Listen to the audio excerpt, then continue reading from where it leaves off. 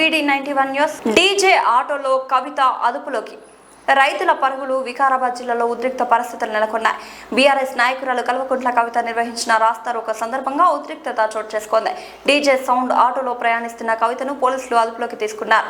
ఈ క్రమంలో ఆటో వెనుక రైతులు పరుగులు తీయడం ఉద్రిక్తతను మరింత పెంచింది. దారూర్ వద్ద అరెస్ట్ చేసిన కవితను బాంటారం పోలీస్ స్టేషన్ కు తరలించిన పోలీసులు మరోవైపు విశారదన్ మహారాజ్ ను కోట్పల్లి పోలీస్ స్టేషన్ కు తరలించారు. ప్రస్తుతం ప్రాంతంలో భారీగా పోలీసులు మోహరించారు.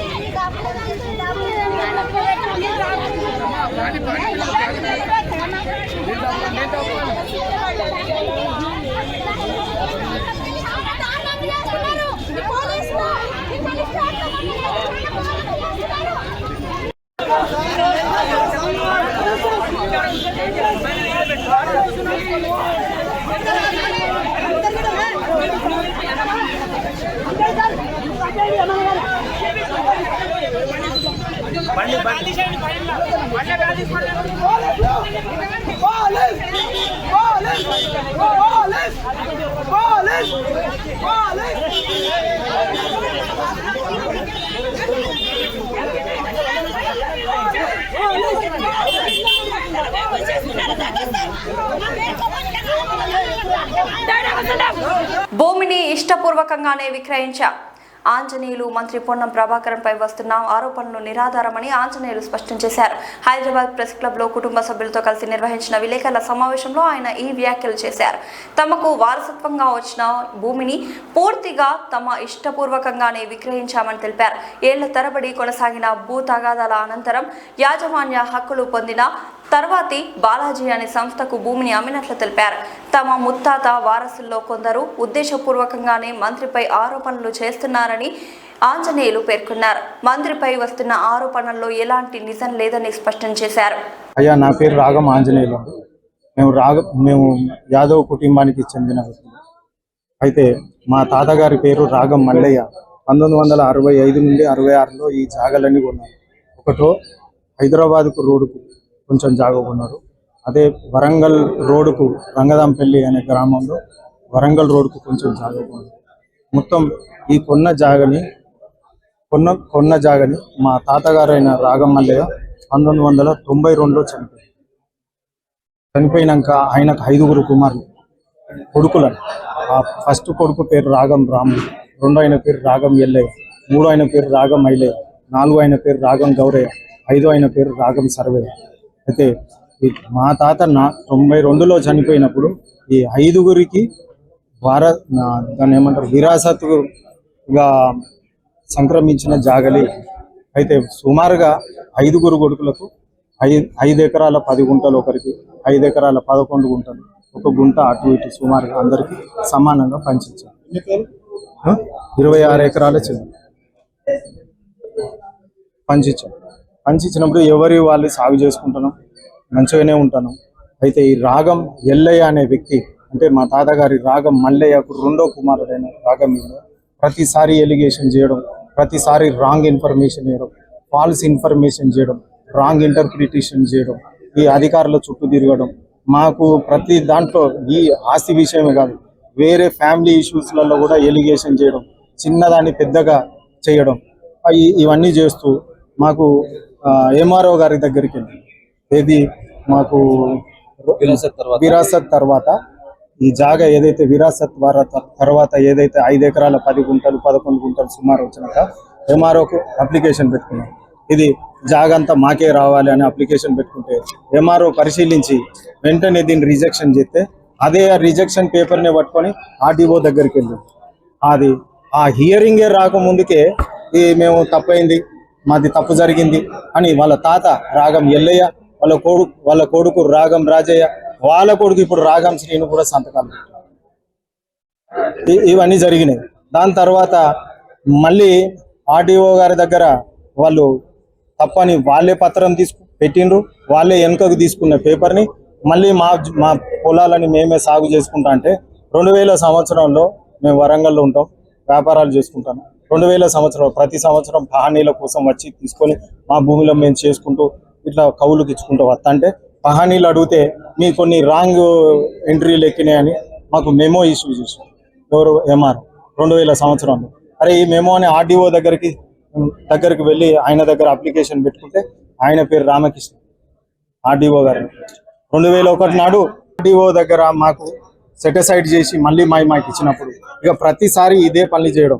ఎన్నోసార్లు ఆర్డీఓ ఆర్డర్లు వచ్చినాయి. 2018లో కూడా ఆర్డర్ వచ్చింది. దీని తర్వాతనే కలెక్టర్ గారు ఎండార్స్ చేసి గ్రీవెన్స్లో పోతే ఎండార్స్ చేసి మాకు పాస్బుక్లు ఇస్తే మా జాగాలు మాకు వచ్చినాయి. మన భూ భారత్లో మాకు వస్తే కరెక్ట్గా క్లియర్గా అన్ని డిలీషన్ అన్ని చేసి కరెక్ట్గా ఇస్తే మాకు నచ్చిన వ్యక్తులని సిటీలో హైదరాబాద్లో తిరిగినాం, సిద్దిపేటలో తిరిగినాం. మాకు నచ్చిన 4 దగ్గర తిరిగి ఈ 4 కుటుంబాలు ఏదైతే ఉన్నదో కూర్చొని ఒక్క పేరుని మేము ప్రధానంగా వాళ్ళు చెప్పిన మాటలు నచ్చి దాని పేరే బాలాజీ రియల్ ఎస్టేట్ నోముల నాగార్జున గారికి అమ్మేసి ఎందుకనంటే మా పేరు చెప్పుకొని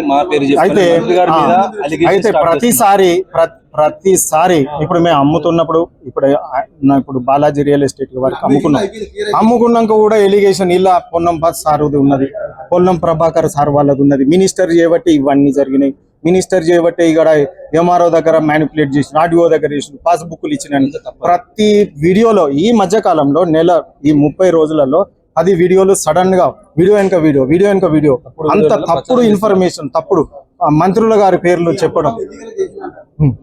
దానికి సంబంధం వాళ్ళకు మాకు సంబంధం ఏం లేదు సార్. సార్, నేను అదే వస్తాను. అనవసరంగా ఇప్పుడు ఈ ఆర్డర్లు అయితే మాకు గత ప్రభుత్వంలోనే మాకు న్యాయం జరిగిన అవి ఇప్పుడు అమ్మేసిన అదే ఈ ప్రభుత్వాల పేర్లు ఎందుకు వస్తాను, దేనికోసం వస్తాను అంటే నేను ఇదంతా ఎందుకు చెప్తానంటే వీళ్ళ కుట్రలు 1992 నుంచే ఉన్నాయి. రాంగ్ ఇన్ఫర్మేషన్ ఇవ్వడం, ఫాల్స్ విచారణ ఏ రకంగా విచారణ సార్ దేనికైనా సార్ వాళ్ళకు మాకు రెవెన్యూలో ఇప్పుడు నేను ఇచ్చింది కాదు సార్, ఎన్నో ఆర్డీఓ ఆర్డర్లు తర్జన భర్జన చేసి ఇచ్చినాయి. కలెక్టర్ గారు ఇచ్చిండు, జాయింట్ కలెక్టర్ జేసీ గారు ఇచ్చిండు. ఇది వాళ్ళకి ఏమైనా రాంగ్ అనిపిస్తే కోర్టుకు పోమన్నాను సార్, కోర్టులో కూడా ఛాలెంజ్ చేసుకోవచ్చు. మేము ఎలాంటి విచారణకైనా సిద్ధంగా ఉన్నాము. వాళ్ళకు వీళ్ళు ఇచ్చినవి రాంగ్ అనిపిస్తే, మా మీద రాంగ్ అని ఉంటే, ఇన్ని ఆర్డర్లు ఇచ్చినవి కూడా రాంగ్ అనుకుంటే కోర్టులు ఉన్నాయి సార్, కోర్టుకు వెళ్ళండి. ఆల్రెడీ జాయింట్ కలెక్టర్కి వెళ్తేనే అక్కడ నుంచి ఇటు డైరెక్షన్ వస్తేనే ఇటుకు వచ్చిండ్రు. హైకోర్టుకి వెళ్ళి కూడా డైరెక్షన్ మేము తప్పుడు వ్యవహారాలను, తప్పుడు ప్రచారాలను మీరు పక్కకు పెట్టేసి ఏదైతే అలిగేషన్స్ పొన్నం ప్రభాకర్ సార్ అనవసరమైన అనవసరం అని చెప్పేసి అవన్నీ చేయొద్దు అని చెప్పేసి మా ఫ్యామిలీ తరపు నుంచి మేమందరం విజ్ఞప్తి. పార్లమెంట్ లో బీసీ బిల్లు తర్వాతే సబ్ కోటా.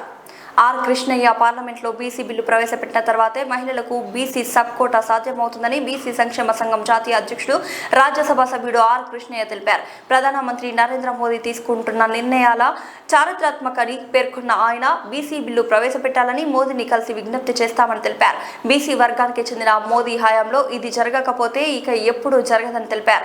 ఇప్పటి వరకు 76 ఏళ్లలో ఏ ప్రభుత్వం కులగణన చేపట్టలేదని, కేంద్రంలోని బీజేపీ ప్రభుత్వం తొలిసారిగా జనగణనలో కులగణన చేపడుతుందని తెలిపారు. కులగణన తర్వాత బీసీలకు జనాభా ప్రకారం అన్ని రంగాల్లో వాటా లభిస్తుందని, చట్టసభల్లో 50% రిజర్వేషన్లు, కేంద్రంలో ప్రత్యేక మంత్రిత్వ శాఖ, అలాగే విద్య, ఉద్యోగాల్లో రిజర్వేషన్లు పెరుగుతాయని కృష్ణయ్య ఆశాభావం వ్యక్తం చేశారు.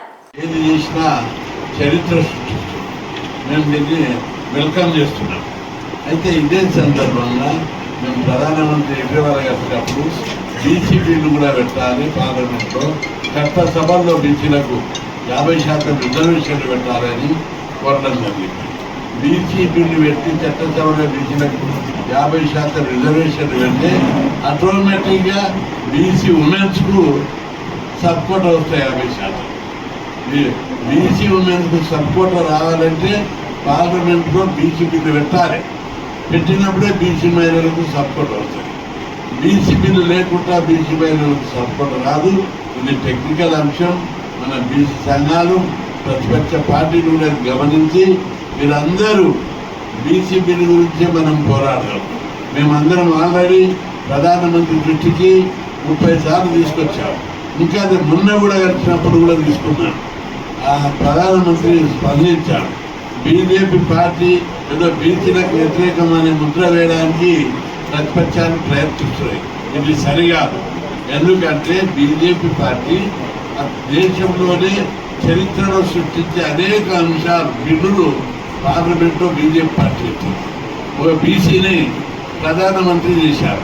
ప్రజలందరూ, దేశం ఉన్న 70 కోట్ల మంది 50 స్వతంత్రం వచ్చినప్పటి నుంచి అడుగుతున్నారు ఒక బీసీని ప్రధానమంత్రి చేయాలని. ఒక బీజేపీ మాత్రమే బీసీని ప్రధానమంత్రి చేశారు. అంతేకాదు రాష్ట్రపతి గిరిజన మహిళలు చేశారు, ఉపరాష్ట్రపతిని బీసీని చేసింది, ఒక దళితుడిని సుప్రీంకోర్టు చీఫ్ జస్టిస్ చేసింది. ఈ కేంద్ర మంత్రి పదవుల్లో కూడా 70 మంది నుండి 27 మంది బీసీలను కేంద్ర మంత్రి పదవులు ఇచ్చారు. 5 మంది గవర్నర్లను చేశారు. ఇంకా అనేకమైనటువంటి రంగాల లోపల బీసీలకు అత్యంత ప్రాధాన్యత ఇచ్చే దశల వారిగా అందరి మొత్తం సమాజాన్ని, ఈ భారతీయ సమాజం ఎట్లుందంటే ఈ భారతీయ సమాజం కులం పునాదుల మీద ఉంది. పేద కులాలకి ఏదైనా చేస్తుంటే దానికి వ్యతిరేకత వస్తుంది. మండల్ కమిషన్ అప్పుడు చూశాం. అందుకే ప్రధానమంత్రి ప్రతి ఒక్కరిని సర్వే జన సుఖినోభవంతో అన్నట్టు ఎవరిని నొప్పించకుండా అందరినీ కలుపుకొని ఈ పేద కులాల అభివృద్ధికి చర్యలు తీసుకుంటున్నాడు. ఆయన తీసుకున్న అనేక అంశాలు చరిత్ర నిలిచిపోయే అంశాలు ఉన్నాయి. ఎట్లంటే మహిళా విషయంకు రాజ్యాంగబద్ధత కల్పించారు. ఏబిసి వర్గీకరణ కోసం జస్టిస్ రోహిణి కమిషన్ ఏర్పాటు చేశారు. అదేవిధంగా దేశంలో మొట్టమొదటిసారి కులగణన ఎవరైనా చేసిరా? ఈ 30 ఏళ్ల నుంచి ధర్నాలు చేస్తున్నాం. నరేంద్ర మోడీ గారు వెంటనే స్పందించి ఉద్యమాలు చేస్తుంటే కులగణన కోసం ఆర్డర్ ఇష్యూ చేశాడు. దాన్ని కూడా కోడిగుడ్డు మీద ఈకినట్టు ఇంకా ఇప్పుడు జరిగేది హౌజెస్ కొన్ని టెక్నికల్ ప్రాబ్లమ్స్ ఉన్నాయి. వాటిని అధిగమించడానికి 2వ దశలో కులగణన చేయడానికి ప్రభుత్వం సిద్ధపడుతుంది. కాబట్టి మహిళా బిల్లు బీసీ మహిళలకు సపోర్ట్ రావాలంటే బీసీ బిల్లు కూడా పెడితేనే అది సాధ్యం. దాని విషయం లోపల ప్రధానమంత్రి చొరవ తీసుకోవాలి. దేశవ్యాప్తంగా మహిళా బిల్లు లోపల బీసీ మహిళలకు సపోర్ట్ కావాలని కోరుతున్నారు. భూమి వివాదంలో మంత్రి జోక్యం, ఆరోపణలు వెల్లువ. మంత్రి పొన్నం ప్రభాకరంపై భూమి కబ్జా ఆరోపణలు వెల్లువెత్తుతున్నాయి. సిద్దిపేటకు చెందిన యాదవ ఐక్య కార్యాచరణ సమితి బాధితులు మంత్రిని తక్షణమే మంత్రివర్గం నుండి బర్తరఫ్ చేయాలని డిమాండ్ చేశారు. పొన్నం ప్రభాకర్ మరియు ఆయన అనుచరులు తమ భూమిని కబ్జా చేయడానికి ప్రయత్నిస్తున్నారని బాధితులు ఆరోపించారు. మంత్రి ఆదేశాలతో అధికారులు కూడా ఫిర్యాదులు చేసినప్పటికీ స్పందించడం లేదని తెలిపారు. కుటుంబ పంచాయతీని తనకు అనుకూలంగా మార్చుకుని భూమిని ఆక్రమించేందుకు ప్రయత్నిస్తున్నారని ఆరోపించారు. బీసీ మంత్రి అయి ఉండి కూడా బీసీలని వేధిస్తున్నారని విమర్శించారు. ఈ వ్యవహారంపై ఉన్నత స్థాయి విచారణ జరిపించి దోషులను కఠినంగా శిక్షించాలని వారు డిమాండ్ చేశారు.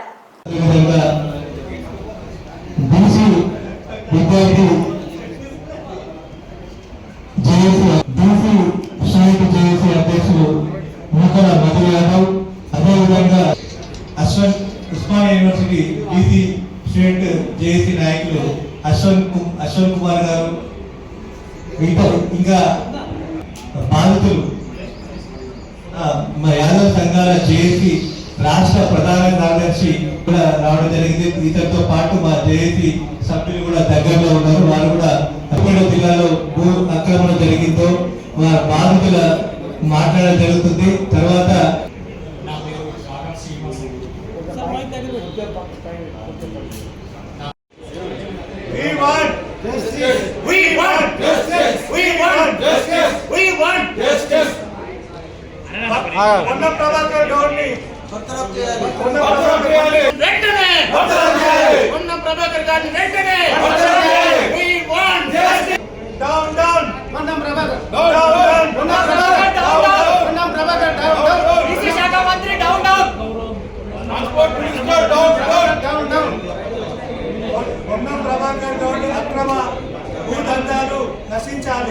ఎల్బీ నగర్లో అక్రమ రేషన్ బియ్యం.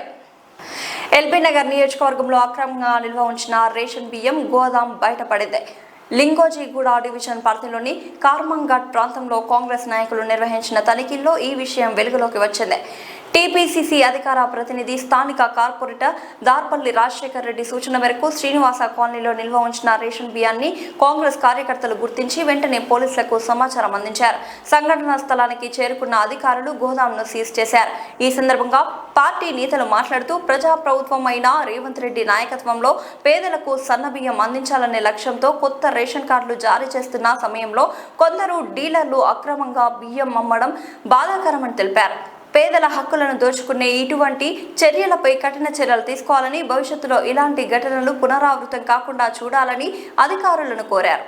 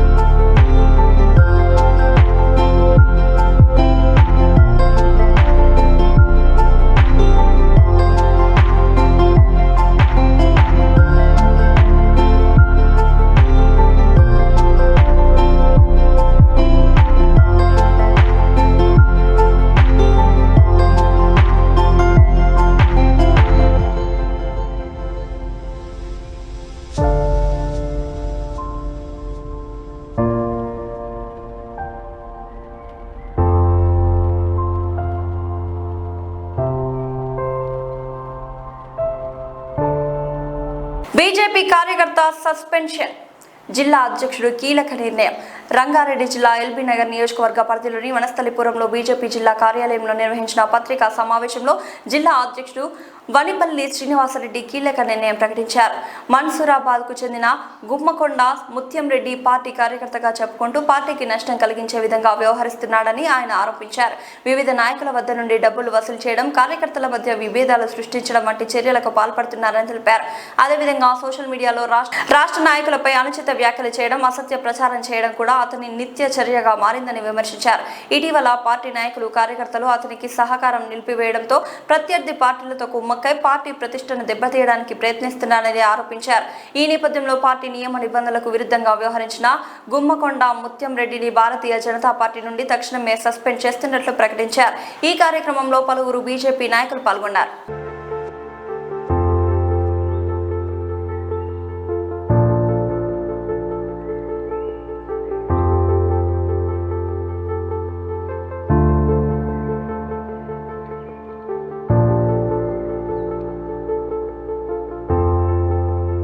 సింగర్ మంగ్లీకి అడ్వకేట్ సుబ్బారావు ఛాలెంజ్.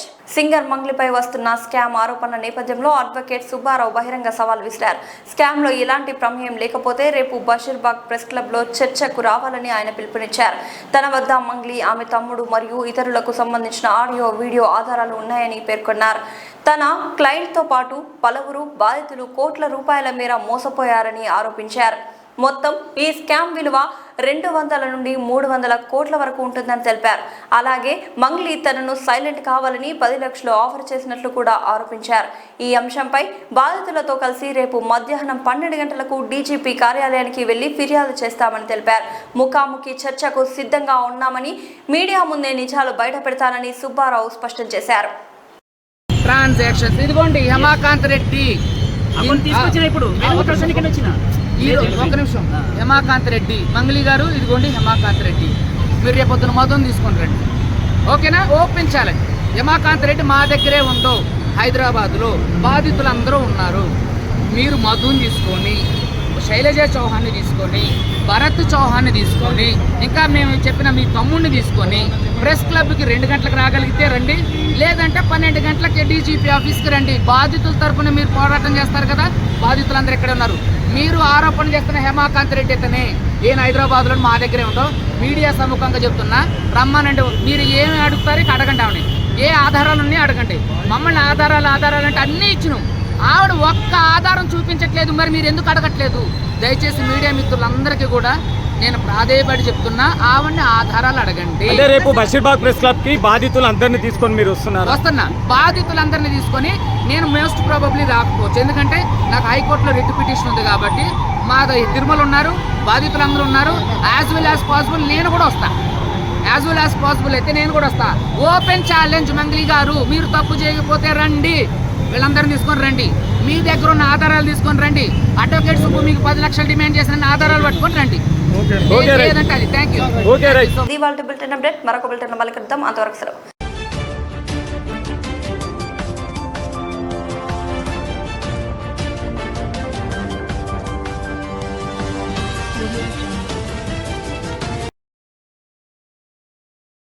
నమస్తే, వెల్కమ్ టు D9 టీవీ. నేను మీ రమాదేవి.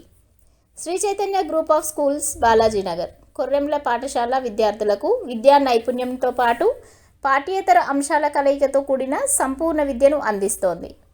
భాషా నైపుణ్యాలలో భాగంగా రాయడం, చదవడం, అవగాహన మరియు వ్యాకరణం, గణిత ప్రయోగశాల అంటే మ్యాథ్ ల్యాబ్ ఆధారంగా గణితాన్ని బోధించడం, సైన్స్ ప్రాజెక్టులు మరియు సైన్స్ పరికరాల ద్వారా విద్యాబోధన, స్పోకెన్ ఇంగ్లీష్ పైన ప్రత్యేక తరగతులు, కళలు మరియు క్రాఫ్ట్, డ్రాయింగ్, పెయింటింగ్ మరియు సృజనాత్మకత, శారీరక విద్య, క్రీడలు, ఆటలు మరియు ఫిట్నెస్, పాఠ్యేతర కార్యకలాపాలు అంటే extra curriculum activities, dance, robotics, communication skills, field trips, abacus, IIT olympiad, NCC, taekwondo మరియు యోగా. విద్యా ప్రణాళిక, syllabus CBSE curriculum. Shri Chaitanya పాఠశాల విద్యార్థుల మేధోపరమైన, శారీరక మరియు వ్యక్తిత్వ వికాసంపై దృష్టి సారిస్తూ సంపూర్ణ విద్యను అందించడమే లక్ష్యంగా అడ్మిషన్లు జరుగుచున్నవి. క్వాలిటీ మరియు స్కిల్ బేస్డ్ ఎడ్యుకేషన్ గురించి సంప్రదించాల్సిన నెంబర్లు 6305605061 మరియు 9000414233.